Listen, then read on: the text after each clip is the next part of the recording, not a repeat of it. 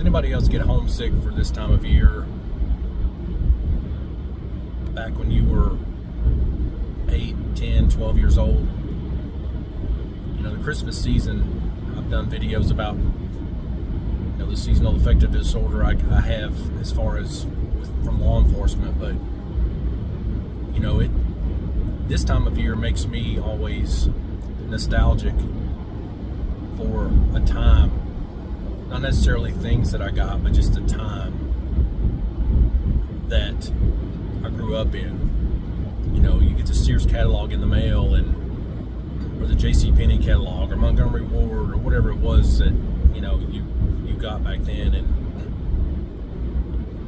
it was just always like the best day when that catalog came in the mail, which we had a Sears store across the mountain from our house. You know, it was about 10 minutes away, just inside of Virginia, and you could always pick one up there too early. But man, getting that catalog and opening up that, getting that fresh page smell, and getting your ink pen or whatever it was you had, and circling stuff and putting a star beside of it or whatever, and then later on deciding, no, I don't necessarily need that, I want this, because you found something else in there.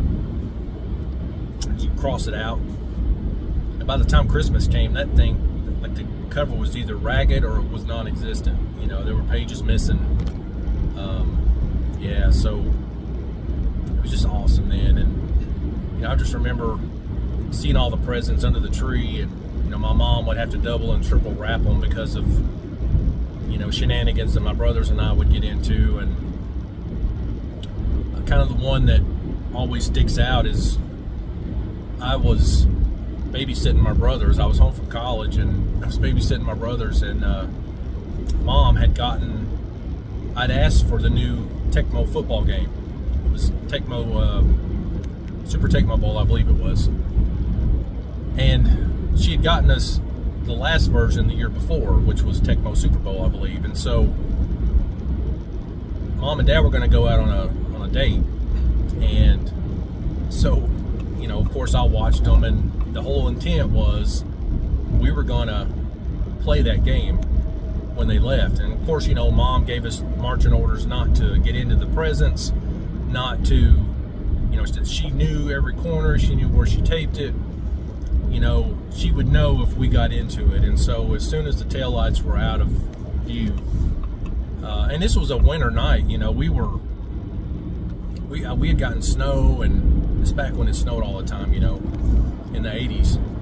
And so, man, as soon as they left, I got that present, and I took a razor or something and kind of sliced that tape and unwrapped it, and it was the wrong game. She had gotten the game from the year before, and we were in a panic. We were like, oh no, how are we going to tell her? So I called Walmart in Whitesburg, which was about a 10-minute drive from Jenkins, and asked them if they had this video game, and they had one copy. So I said, could you hold it? I am going to be on my way to get it. And I just knew that Mom would kill me, but I put my brothers in the car, and we drove on icy roads and drove straight over there. Fortunately, they took the exchange without a receipt, got the game, drove straight back, and took it to the game system, put it in, and we were in heaven. And we played that game until about 1 o'clock in the morning, and then I rewrapped it, you know, made it to where it looked like nothing had ever happened to it. And so we went to bed, you know, and it was just kind of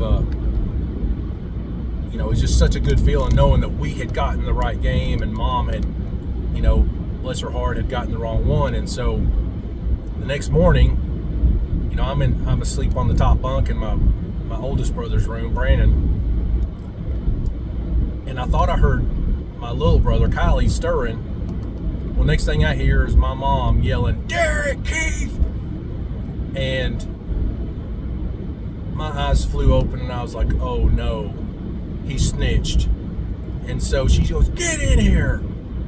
So I come in there, and there sits my little brother Kylie with this little pitiful look on his face like he'd been interrogated by the CIA or something. And Mom is like, I told you not to get in that package, not to unwrap it and all this. I told you specifically. And I was like, yeah, I know, Mom. She goes, why did you do that? I was like, Mom, you got the wrong game. She says, what? I said, you got the wrong game. You got last year's. She goes, well, how did you get the new one? I said, well, I took them over and we exchanged it. You what? Oh my gosh. So she lost her mind there for about 5 seconds. But then she kind of had to laugh because she'd gotten the wrong game. Of course, you know, knowing, if you know my mom, you know, she has a mental lapse every now and then, and, you know, she'll just laugh about it. But yeah. And so she goes, so you all played that game all night? I was like, yeah. And of course that got her even more mad. So, but anyway, that's a story that kind of lives in infamy. The night we opened it up, it was the wrong one. We took it back to Walmart, exchanged it, came back, played all night, created ourselves, and then tucked it nice and neatly under the tree again, hoping she wouldn't find out. And yeah, so you know, those days just made those years so fun. And of course, probably not for Mom and Dad, but you know, not in the mornings of getting up at 4 and 5 in the morning, coming down, unwrapping everything. Like the year I got the Star Wars stuff, had all the stickers on it, put together everything before they even got downstairs.